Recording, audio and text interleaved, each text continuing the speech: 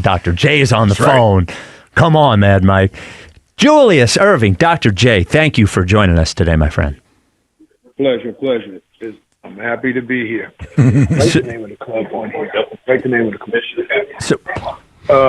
So it's always good to come back to Philly. You know that. Yes, sir. Well, you're going to be at Parks Racing Saturday with the National Thoroughbred League, first of its kind racing league with horse racing. Starts at 2:30. Doors open at noon at Parks Racing at 2999 Street Road. Are you a horse racing guy?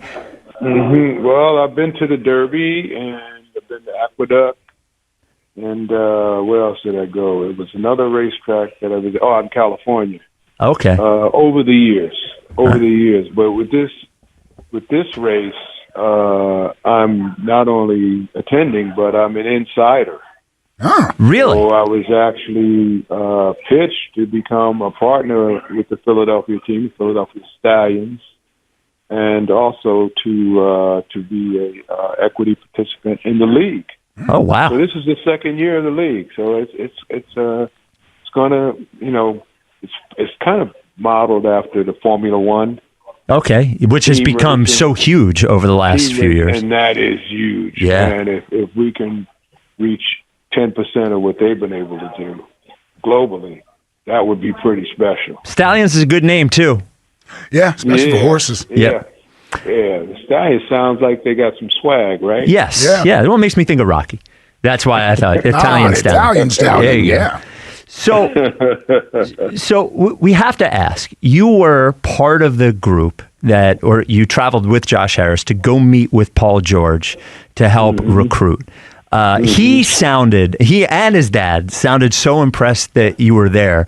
I'm just curious what that meeting was like and what the conversation was like with you and PG. Mm-hmm.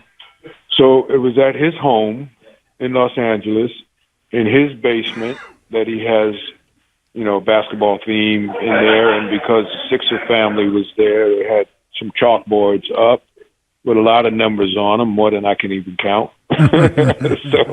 So I'm honestly speaking, I think the decision was probably made before I got there. I was just like the icing on the cake. Well, if you listen to him, it was pretty impressive icing. Yeah. I think it's just such a high leverage and huge important moment for the franchise, and to have him speak the way that he spoke about you being there, I thought was pretty neat. That's awesome. And I played my whole NBA career in Philadelphia. And there were 2 times that I was up for a new contract. And the second time there was consideration on the part of San Diego, who had called the Sixers to get me and let me finish my career out in California, but I had no intention of doing that. There was a Utah situation, which I had no intention of doing that. And, I had moved around enough. I had my 2 varsity seasons in high school, had 3 years in college, 1 freshman and 2 varsity seasons. Then I had 2 years in the ABA's Virginia Squires, 3 years with the Nets. So everything with 2s and 3s. I'm saying I want to stay in one place as long as I can. And as it turned out, I was kind of hoping for a 10-year career in basketball. And as it turned out, those 11 years gave me a 16-year career. So I'm very, very happy to retire as a 76er, be in the Hall of Fame as a 76er, and then now be a vice chairman of the board of directors of the Hall of Fame as a former 76er. So the 76ers are going to be in the picture no matter what. Yeah, and listen, you're one of not just the 76ers, but for the game of basketball, this league, you're a living legend. And I know when I'm fortunate enough to be in your presence from time to time, I've been in a couple golf tournaments that you've been a part of or what have you. From my childhood, you take me back to my childhood, and I'm 50 years old. And I just wonder, as you go around, you travel around the country and being an ambassador for the Sixers and for the NBA, the youth that's in the game now, and how you're received and respect. I would imagine there has to be some appreciation and gratification for yourself, knowing that you're a name that's synonymous with the game of basketball. When I don't care who it is, you say Dr. J, you know who Dr. J is. Yeah, that's a huge compliment. Something that didn't have to happen, as you know, but it did. And there are a lot of people who were my contemporaries and my peers who people don't mention anymore. And when I was young, and you were 25, 24 years behind me, I was looking at those guys who were 20 years. Bill Russell was 16, 18, Oscar Robertson, Jerry West, a lot of guys who, Oscar's still around, but a lot of guys who aren't around anymore. They're the ones who, established the bar, and then we were supposed to go out and try and reach the bar or exceed it. And just like the generation behind me, exceeding, the things that I was able to accomplish. And I look at that as a compliment. I look at that as, someone who set the standard. And fortunately, got pretty good health, and I'm able to still move around, get out on that golf course. Like you said, I think that's one of the keys. Playing golf keeps you busy, keeps you occupied, and keeps you training a little bit so you don't look bad when you get out there. But, yes, sir. Julius Erving with us now. So we have, as far as rosters goes, the best Sixers roster we've seen in the Joel Embiid era, it feels like. We got a gem with Tyrese Maxey, who somehow gets better every year. When you watch his game, what do you think the next thing for Tyrese Maxey to add to his game to sort of hit that next level is? That's good. Everybody talks about his offense and his offensive explosiveness and running downhill. And, one of the things that helped to make our team successful when we got, Moses Malone, needs to say, but to have an Andrew Toney and to have him reach Cheeks.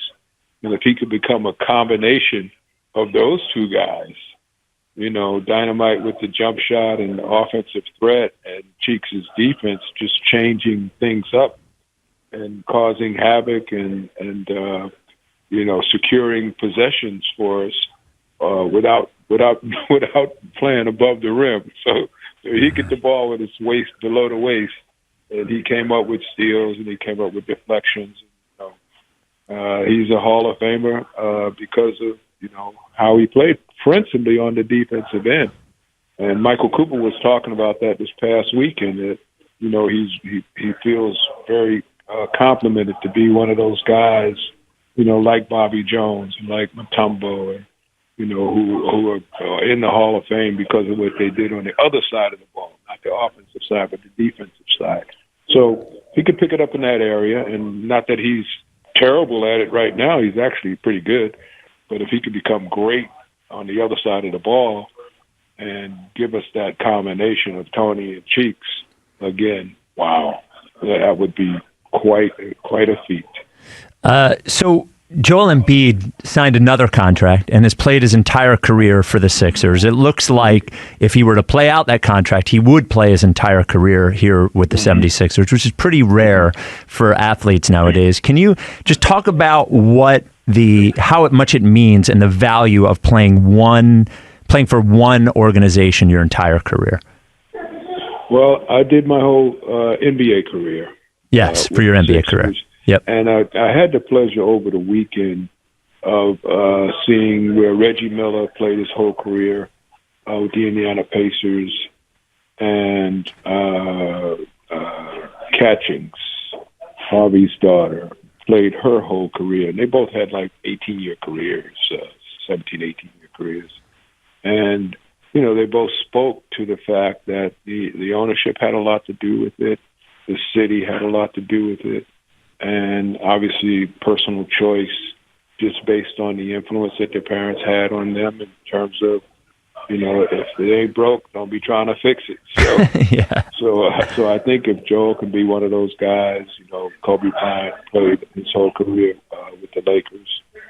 And so there's been a handful of people, but not that many in the modern era and Joel would be establishing something that others could look at, and especially if you can get the championship or multiple championships, be a job well done. So before we let you go, we have to play you one of the funniest and most awkward moments that's ever happened here at WIP. It was about 5, maybe 6 years ago, 7. I can't even remember how many years ago it was. 2016. So Ike was hosting with a gentleman named Chris Carlin, and their producer was a guy named Ben Livingston, who was very proud of himself because he said he had booked Julius Erving.